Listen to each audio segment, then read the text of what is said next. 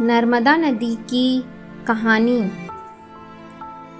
नर्मदा नदी मध्य प्रदेश और गुजरात की एक महत्वपूर्ण नदी है। मध्य प्रदेश में इसका उद्गम होने के कारण इसे मध्य प्रदेश की जीवन रेखा भी कहा जाता है।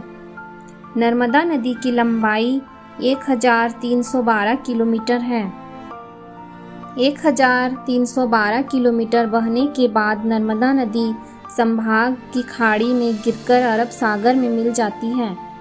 नर्मदा नदी का उद्गम स्थल अमरकंटक है।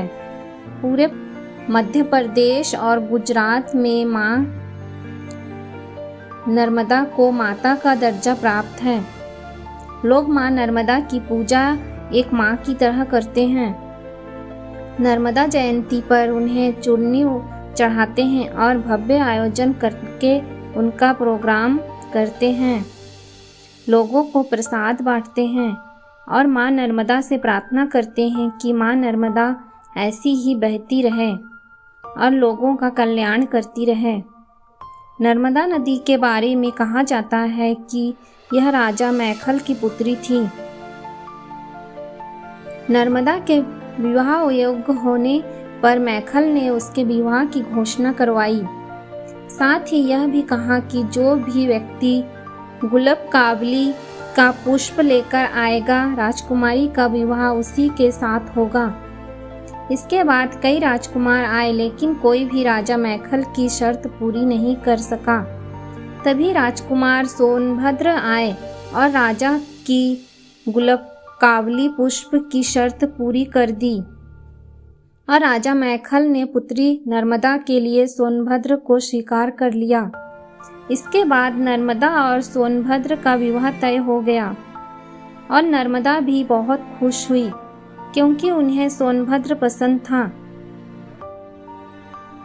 राजा मैखल ने जब राजकुमारी नर्मदा और राजकुमार सोनभद्र का विवाह तय किया तो राजकुमारी नर्मदा की इच्छा हुई कि वह एक बार तो सोनभद्र को देख ले।